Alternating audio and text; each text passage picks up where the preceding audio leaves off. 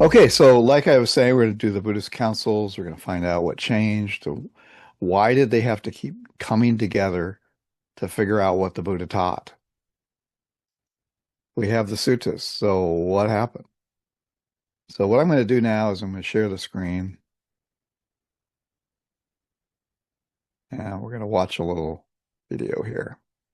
Here's that. Okay. The Buddha's passing in 483 BCE to the modern era, 6 major councils have preserved, debated, and spread the Dharma across continents. These gatherings of monastics shaped Buddhism's evolution and ensured its survival for over 2,500 years. Held at Satapani Cave, Rajagriha, just 3 months after the Buddha's parinirvana, this historic gathering established the oral canon that would become the Tripitaka. Presided by Mahakassapa with 500 enlightened arahants attending, it ensured the authentic transmission of the teachings to future generations. Approximately 100 years after the Buddha's passing, the Second Council convened in Vaishali to address a severe challenge to monastic discipline. The assembly, led by the Venerable Yasa Kakanda Kaputta, resolved disputes over practices and preserved the original teachings, marking Buddhism's first major schism. Under Emperor Ashoka's enlightened patronage, the Third Council was held in Pataliputra, led by Moggaliputta Tissa. It expelled corrupt monks and heretics, finalized the Tripitaka in Pali, and expanded Buddhism's reach globally, transforming it into a world religion. Convened under King Kanishka, this council marked the formal divergence of Mahayana Buddhism. Presided by Vasumitra and Asvagosa, it resolved conflicts between Hinayana and emerging Mahayana schools, compiled new texts, and embraced the Bodhisattva ideal.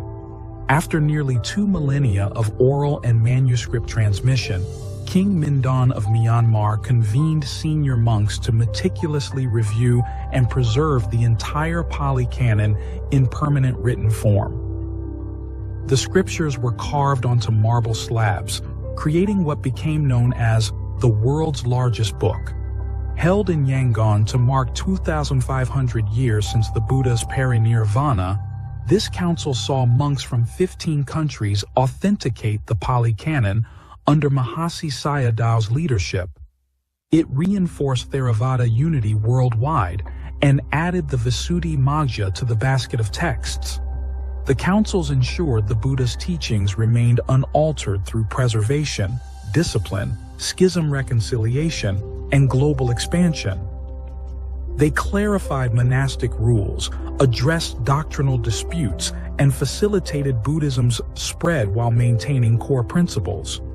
The timeline highlights the progression of the councils from the First Council in 483 BCE, establishing the oral canon, to the Sixth Council in 1954 to 1956, achieving global recitation and unification.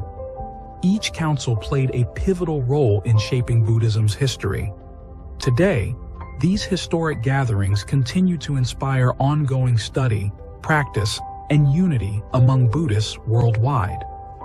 They demonstrate that the Buddha's teachings remain as vital and transformative as they were 2,500 years ago, safeguarding wisdom, embracing diversity, and addressing modern challenges. Okay, so there is the video of the councils, the overview. You notice a bunch of councils happened and they would all get together and try to lay out the teachings and try to remember everything. However, schisms occurred during that time where people disagreed. And that's what, yeah, Quilly, what, you have a question? Oh, you're muted. I was wondering if we might be able to have that. There's one page in there that shows each of the council meetings. Oh, yeah. Is there a way to pull that out? And oh, sure. I can send you a PDF of this whole thing. thank you. Mm-hmm. So in any case, now what I'm going to do is I'm going to bring up the PowerPoint that was created, and I've added a few more things to it. And we can talk about what happened here. Okay. Okay, everybody can see the PowerPoint here. All right, so few things that I want to kind of look at. Um, okay, first of all, well, let's go down to the timeline. So 483, first council. This is 90 days after the Buddha died. Mahakassapa pulled together. Um, well, he pulled together Ananda, Mahakohita, because as you know, Sariputta and Moggallana had already died. And he had to gather other senior monks to do this. And Ananda was still there. But of course, we know that the story of Ananda was they only allowed arhats into the first council. And Mahakassapa said, so where is Ananda? Because we have to have him. Because we know that Ananda had a photographic memory. And one of the things that he agreed with the Buddha was that he would listen to every sermon that the Buddha gave, or it would be repeated for him in some way. And this was an agreement that he made with the Buddha in order to let nuns be in the order. This wasn't just something that came up, but when Mahaprajapati was trying to create a nun order, and she went to the Buddha desperate, and she wanted to become a nun, there were 8 things that the Buddha said that had to happen. And then Ananda, one of those was Ananda would help with the nuns and lead them and answer questions. But Ananda says, well, I have a few of my own demands. And one of those is I want to be able to listen to all your sermons and be able to remember all those things. So Ananda knew everything that he had heard, he remembered perfectly. Now, of course, there were some things he didn't actually hear, but other people heard them, and those were written down in the suttas. So the first council, 90 days. Where did this council happen? So let's take a look at that.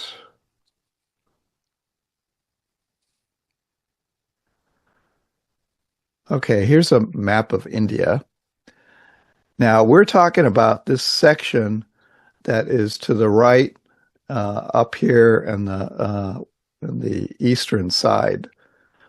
And it took place in the Sataparni caves.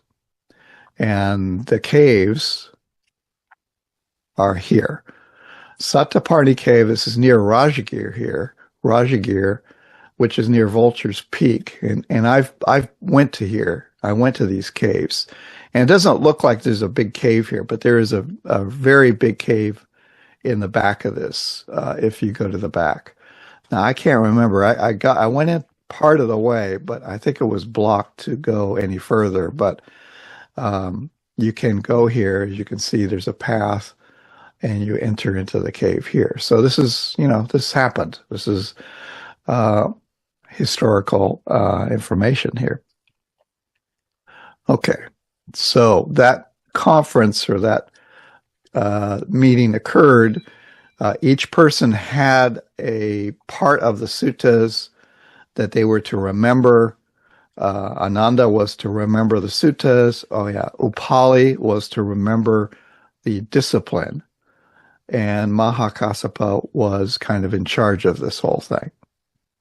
And again, they were down here, kind of more near Nepal. Okay. So the second Buddhist council is where everything kind of starts to get very conflicted. David, Yeah. was that first council where Ananda achieved arhatship just before it started? Oh, yeah. Sorry, I forgot that part of it. Sure. So Mahakassapa said, well, where's Ananda? And they said, well, Ananda, he can't come.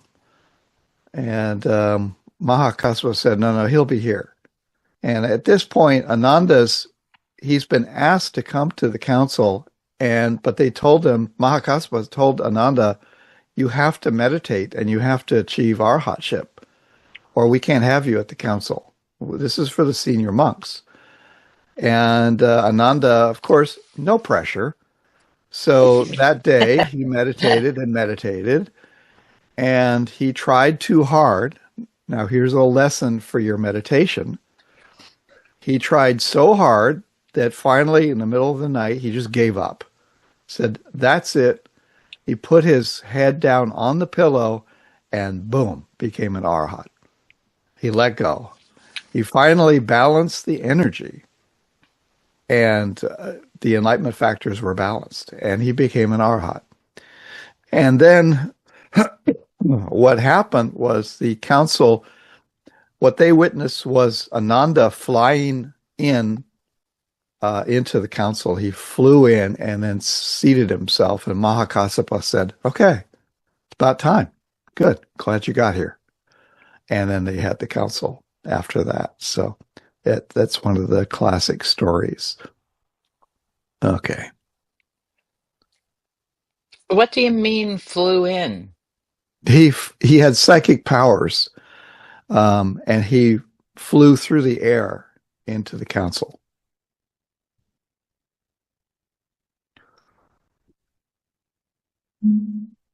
Okay, so they had their council, and for 100 years, everything was going very well. People were meditating, they were listening to the suttas, there were many arhats. But then there was a bunch of monks, these were Vajrayan monks of Vaishali, and they demanded to have a council because they wanted to get together and eliminate some of the rules. Now, the Buddha, he never told anybody to whether they could keep the minor rules or let go of them. And there's a bunch of very small little rules that, like, taking a mouthful of food in your mouth the size of an ostrich egg or size of a peacock. And this is a minor rule, and monks were to follow these rules. That's why there's 277 of them. But when the Buddha died, they had the idea that they could let go of all of these minor rules and keep, like, the precepts and the Sanghadesesas, the real things where the monks really want to skew here, and just let go of everything. And they had a debate about this. It wasn't part of the council, but finally they decided, no, we'll just keep them. We'll just keep all the rules. We're not going to change a thing. Because, you start changing one thing, you start changing another. And I think out of wisdom, they realized you let go of one thing and it just leads to people want to change things. And 100 years later, they did. So the 10 points of dispute that were brought up, some of these are pretty minor, but there are a few major ones. But one of them was storing salt in a horn for medicinal purposes. So monks like to have salt in their kutis, which cabins, and I guess for medicinal purposes, but I bet you also to salt food. But this was disputed because having a foodstuff was not allowed. Monks were not allowed to store food and have refrigerators and have kitchens in their cabins. This led to them being self-sufficient to where they did not have to go into the village and do alms round.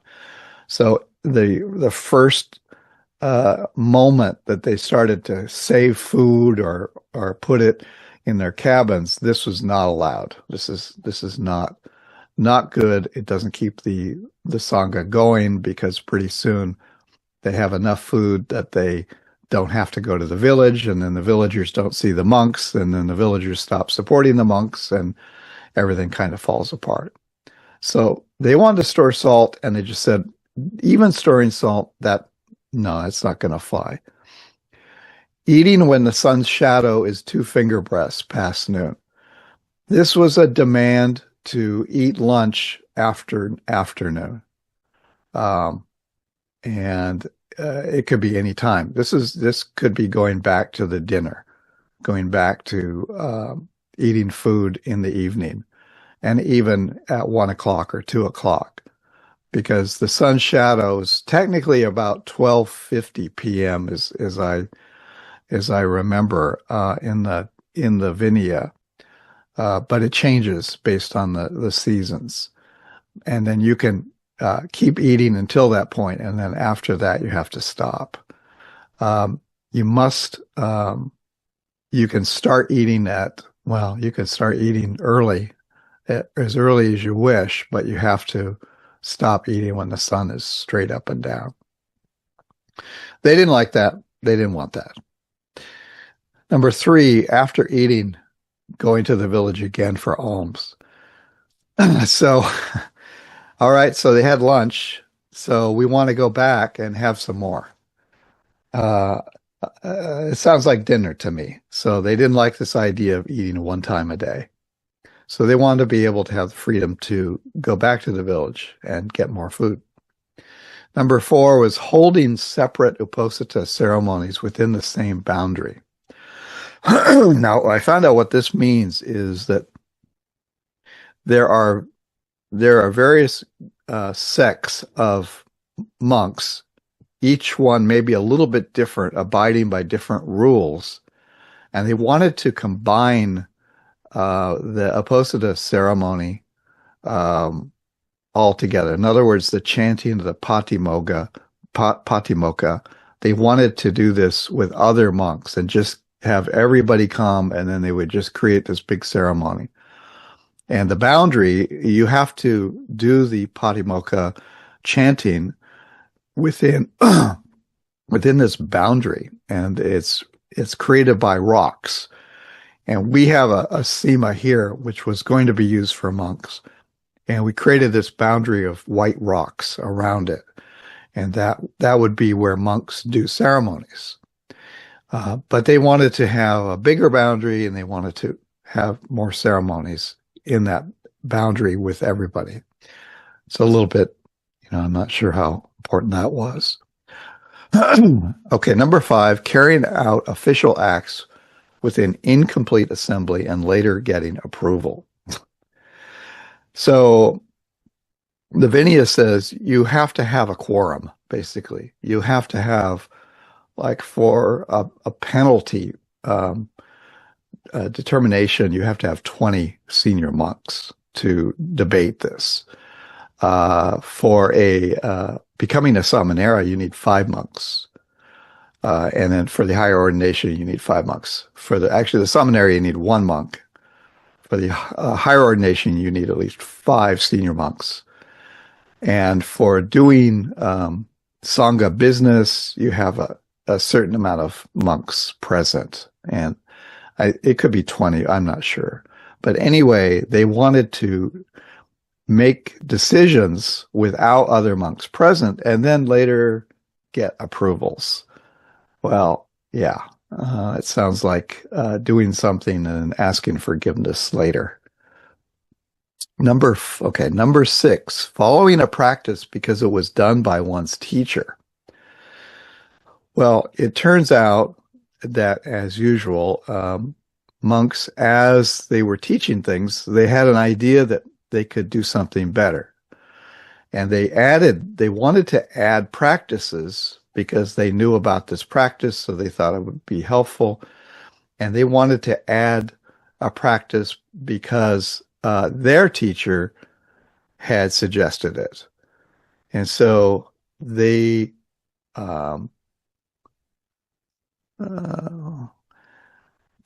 said that because this practice was done by my teacher, then it's okay to do it for me. And the Buddha only allowed practices done, but that he suggested, not other practices. And the idea that, well, he's a senior monk, so I can do that practice.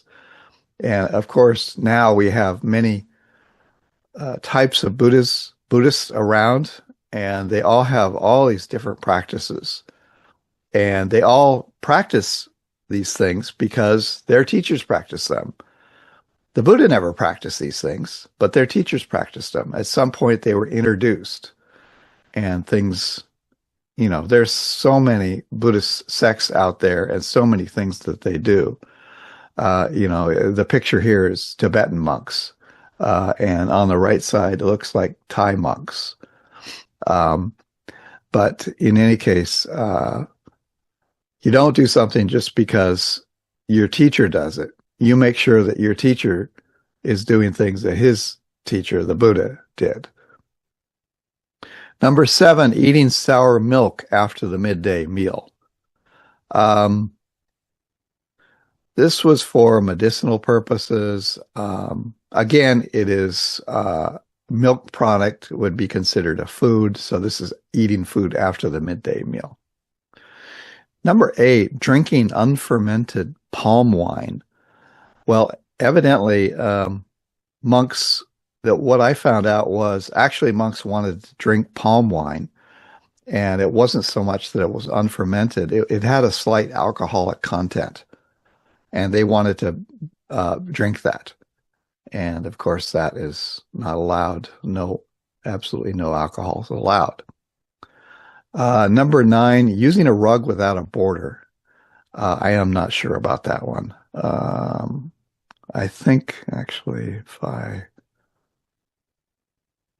one second, let me go look at something.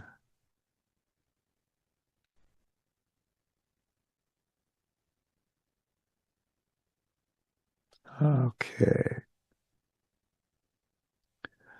Yeah,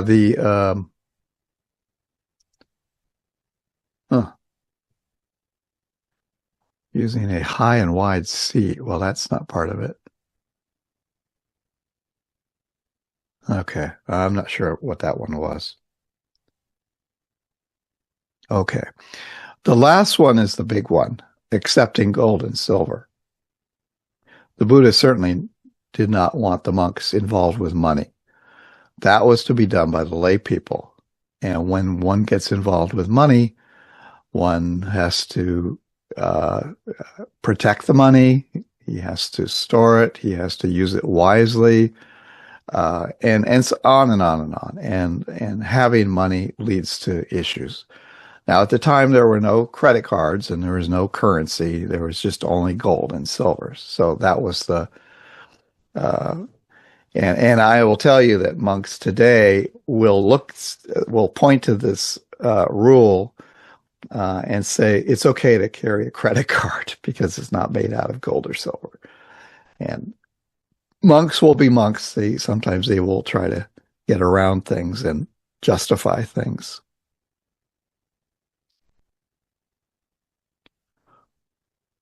So these are the 10 points that brought together this second Buddhist council.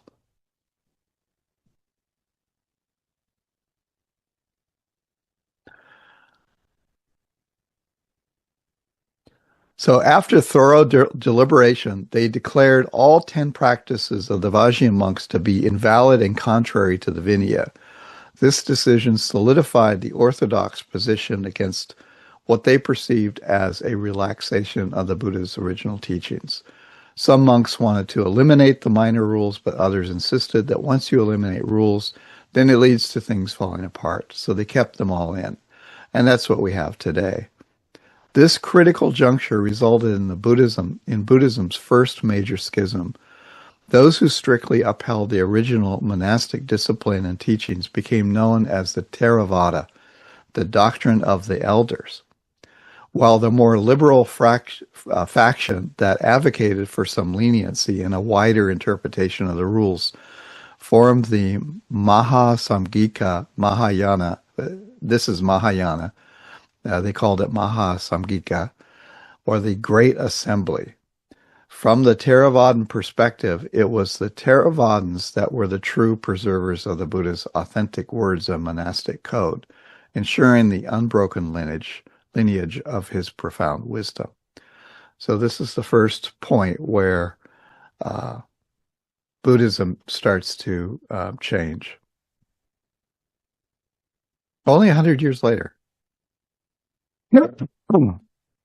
Now, in the Third Council, this is about 300 years later, King Ashoka. King Ashoka was a king who went to war with everybody, and he massacred many, many people. And then one day he was standing in a field of fallen soldiers, bloody, and he saw a Buddhist monk walking peacefully through this field. And he thought, I'm done with war. I can't do this anymore. And he went to that monk and found out what was happening, and he became a Buddhist, and he supported Buddhism. And he was the greatest Buddhist supporter that's probably ever lived outside of the Buddha. Ashoka was responsible for sending arhats, and they still had arhats at this time. 2 arhats to China, arhats to Sri Lanka, arhats to, he sent out various arhats to various places. Now, he was very generous, and so people would come and they would want to become monks, and they would become monks because they got free food and free places to stay. And after a while, it was brought to his attention that this was happening. And so he got Arhat Moggalliputta Tissa to expel the corrupt monks and heretics from the Sangha. He had them ask questions of these monks. What is the Eightfold Path? What are the 4 right efforts? What are the 5 precepts? If they could not answer them, they were out. They were disrobed and told to go away. And there was one story that what happened was the king's soldiers were asking these monks these questions, and they thought that the king had told them to just kill them. And I guess some monks got killed. Well, some of the fake monks got killed. And he found out about that. He says, no, I don't want that. Just tell them to go away. In any case, so it was the Sangha was purified at that point. And the Tripitaka in Pali was composed and it was written down. And the Katavatu, this is part of the canon, was written down to refute heretical views.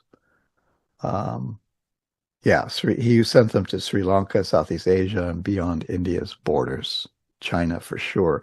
In China, we have the Agama, and that is the suttas written in Chinese. And many scholars like to look at the Agamas versus the suttas in Pali and see if they match. And for the most part, they do match. So this council, this was a kind of coming back together of the monks to really nail down what the teachings were and get them written down. And at this point, the other Vajrayan monks, the Mahayana group, was no longer part of the councils. They didn't come anymore.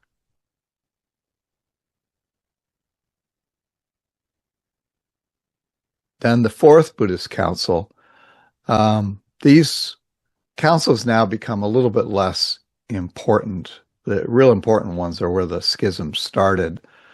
But this would be the next to last one. Well, actually, there's, I think, 3 more. So it was in Kashmir. This resolved conflicts between Hinayana and the emerging Mahayana. Hinayana is a name for Theravada, but it was a name that the Mahayanas gave Theravada because it means the lesser vehicle, and Mahayana means the greater vehicle, and they did have this feeling that the Theravada was a lesser school of Buddhism, and that they were the greater school. And they compiled the Abhidhamma and formalized many of the Mahayana sutras. These are the Jewel and the Lotus Sutra, the sutras you've heard, the Heart Sutra, and those kinds of things. Those things were coming in to be introduced. The council marked the formal divergence of Mahayana Buddhism as a district tradition, embracing the Bodhisattva ideal and expanding Buddhist philosophy in revolutionary new directions. So the Bodhisattva idea comes in strongly here, that instead of us, the lay people, attaining Nibbana on our own, it was felt that we should become bodhisattvas and help everybody until the world was free of unenlightened people, and then we could become enlightened. And of course, there's many views about that, but it was more important to be a bodhisattva than actually attain Nibbana. And some people will say it's because at this point the actual practice was becoming lost, and people were doing other practices that did not lead to Nibbana. And so they thought of something else that could kind of bring everybody together. And that is, hey, why don't we all become bodhisattvas and help the world and have peace? And that's what we'll do. And then we'll worry about Nibbana in the next lifetime or many lifetimes after that. So things are falling apart. The Fifth Buddhist Council. Right. So this is the last, well, actually, no, second to the last one, 1871. So this is an interesting one because they created 729 marble slabs, and they inscribed them with the sutta texts from the Middle-length Sayings, Majjhima Nikaya. After nearly 2 millennia of oral and manuscript transmission, King Mindan of Myanmar convened senior monks, 3 of them, in Mandalay. Their mission to recite, meticulously review, and preserve the entire Pali Canon in permanent written form. The scriptures were carved onto marble slabs, ensuring textural preservation for future generations and creating what became known as the world's largest book. And here is the world's largest book. So this is the temple here, and this is another separate temple. But I went here when I went to Burma, or Myanmar, in 2002, and I visited this temple. And this is a slab here of the teachings that are on it. This is what it looks like. And this is Burmese script. Let me get rid of this. So this is, I put this into the AI. I uploaded this and I said, hey, what does this say? And the TWIM bot told me it's a rough approximation. It might contain the Eva Me Suttam, which is the thus have I heard. At one time, the Blessed One was staying at Savatthi in Jeta's Grove. So I'm not sure whether it was just guessing that or whether it was reading anything, but in any case, I tried that. But this is the Majjhima Nikaya that was written down, and it is here in Mandalay, which is northern Burma. And I went there and I looked at them and I said, wow, Buddhism, it's a real thing. People are writing it down. Now, of course, this is 1871, so It's a long way from the actual Buddha himself.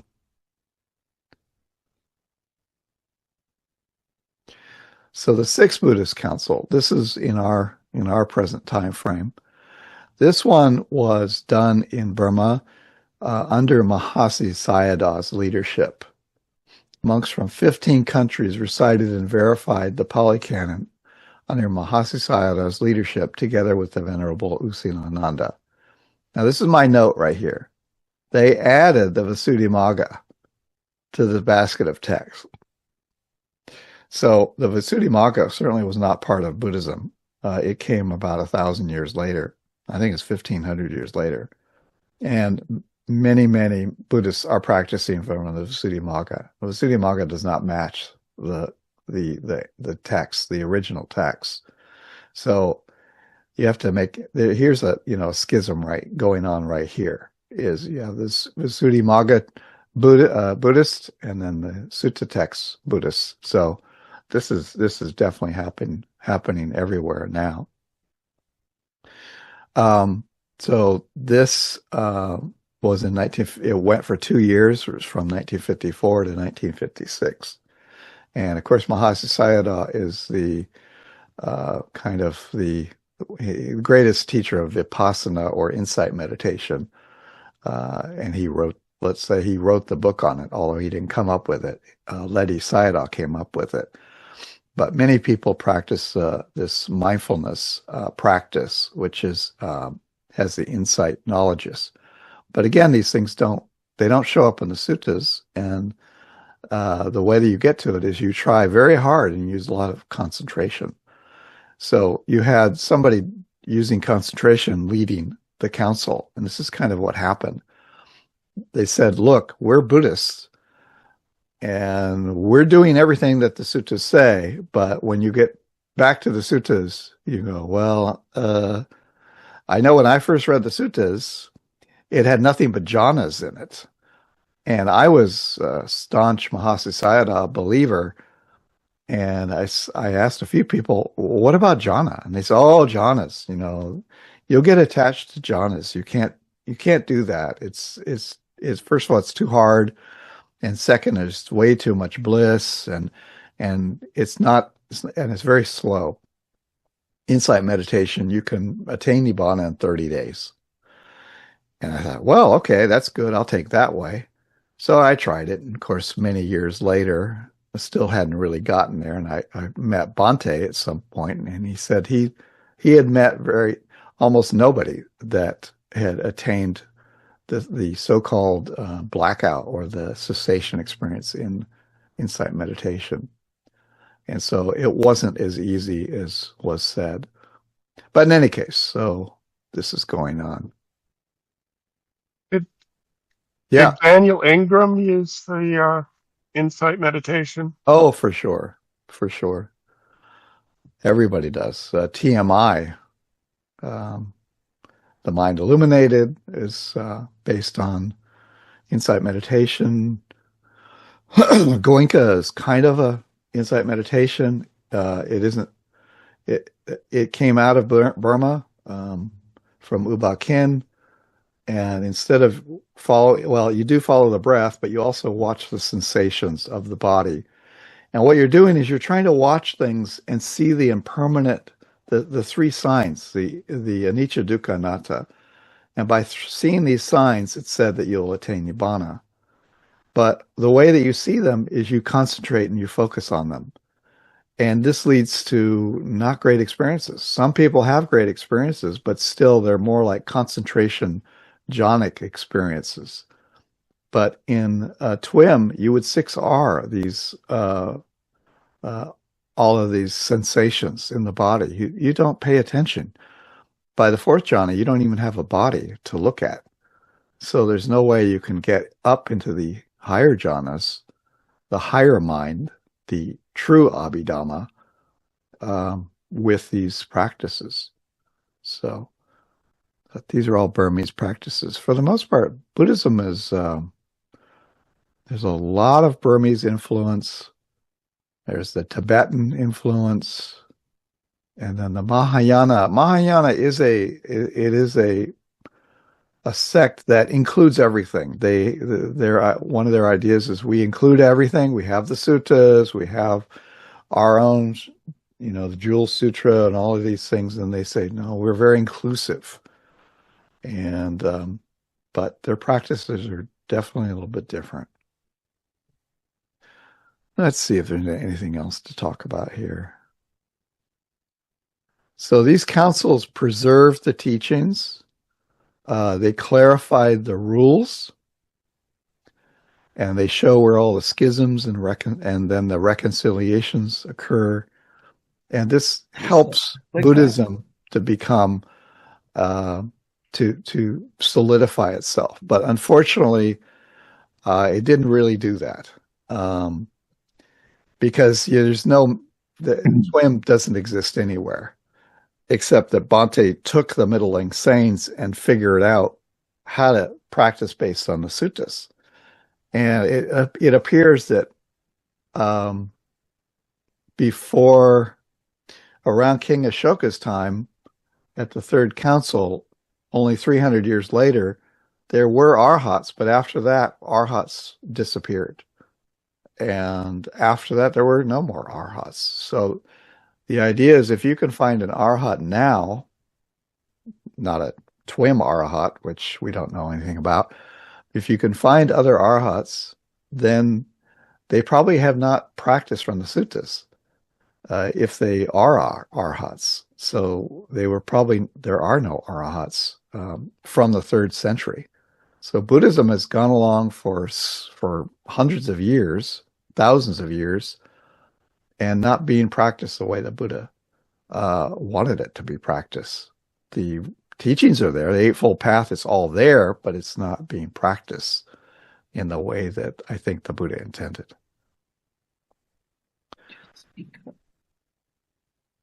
David? Yeah.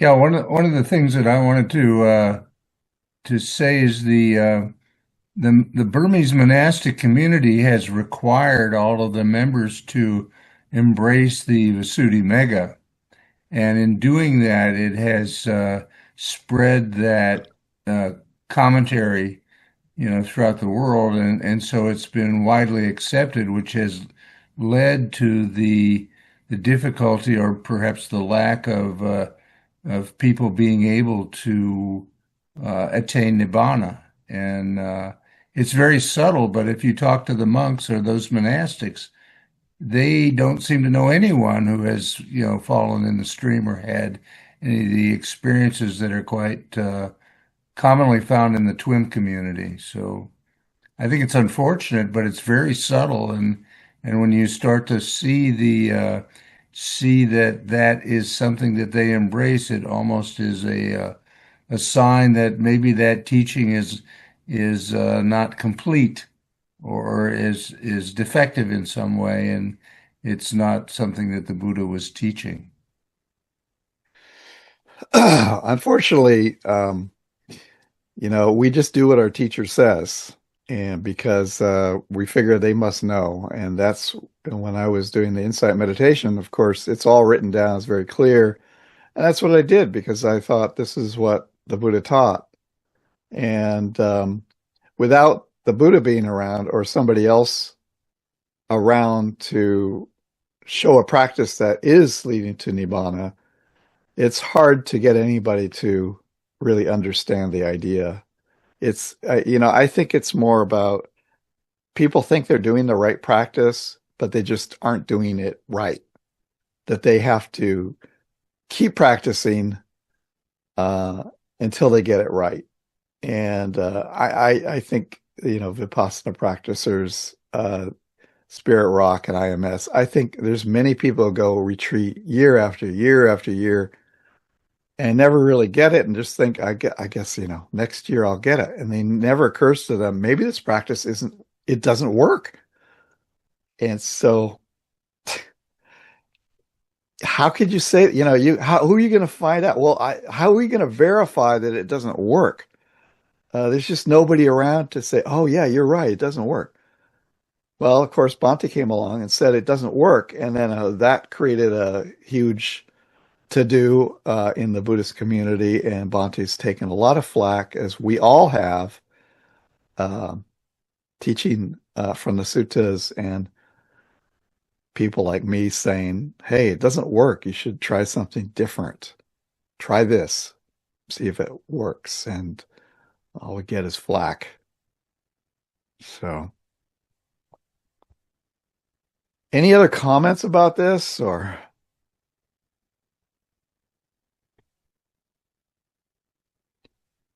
I think I will play play it one more time. All right, so we're going to listen to this one more time.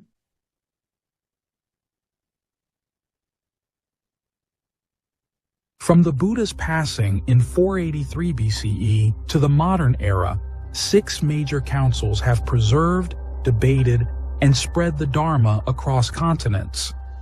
These gatherings of monastics shaped Buddhism's evolution and ensured its survival for over 2,500 years. Held at Satapani Cave, Rajagriha, just 3 months after the Buddha's parinirvana, this historic gathering established the oral canon that would become the Tripitaka. Presided by Mahakassapa with 500 enlightened arahants attending, it ensured the authentic transmission of the teachings to future generations.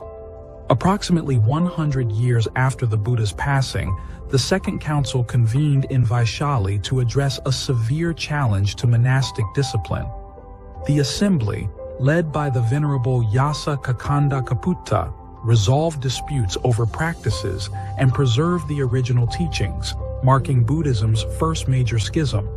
Under Emperor Ashoka's enlightened patronage, the Third Council was held in Pataliputra. Led by Moggaliputta Tissa, it expelled corrupt monks and heretics, finalized the Tripitaka in Pali, and expanded Buddhism's reach globally, transforming it into a world religion. Convened under King Kanishka, this council marked the formal divergence of Mahayana Buddhism. Presided by Vasumitra and Asvagosa, it resolved conflicts between Hinayana and emerging Mahayana schools, compiled new texts, and embraced the Bodhisattva ideal. After nearly 2 millennia of oral and manuscript transmission, King Mindon of Myanmar convened senior monks to meticulously review and preserve the entire Pali Canon in permanent written form. The scriptures were carved onto marble slabs, creating what became known as the world's largest book. Held in Yangon to mark 2,500 years since the Buddha's parinirvana, this council saw monks from 15 countries authenticate the Pali Canon under Mahasi Sayadaw's leadership. It reinforced Theravada unity worldwide and added the Visuddhimagga to the basket of texts. The councils ensured the Buddha's teachings remained unaltered through preservation, discipline, schism reconciliation, and global expansion. They clarified monastic rules, addressed doctrinal disputes, and facilitated Buddhism's spread while maintaining core principles. The timeline highlights the progression of the councils from the First Council in 483 BCE, establishing the oral canon, to the Sixth Council in 1954 to 1956, achieving global recitation and unification. Each council played a pivotal role in shaping Buddhism's history. Today, these historic gatherings continue to inspire ongoing study, practice, and unity among Buddhists worldwide. They demonstrate that the Buddha's teachings remain as vital and transformative as they were 2,500 years ago, safeguarding wisdom, embracing diversity, and addressing modern challenges.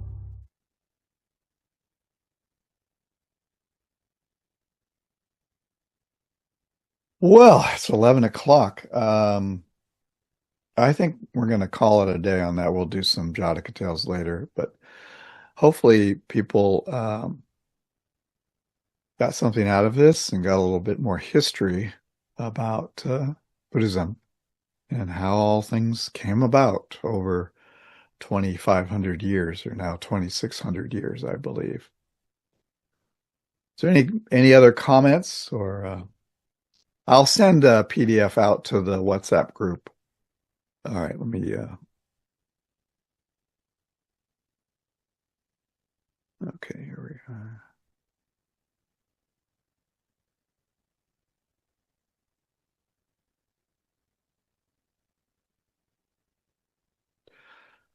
Okay, may suffering ones be suffering free, and the fear struck fearless be. May the grieving shed all grief, and may all beings find relief. May all beings share this merit that we have thus acquired for the acquisition of all kinds of happiness.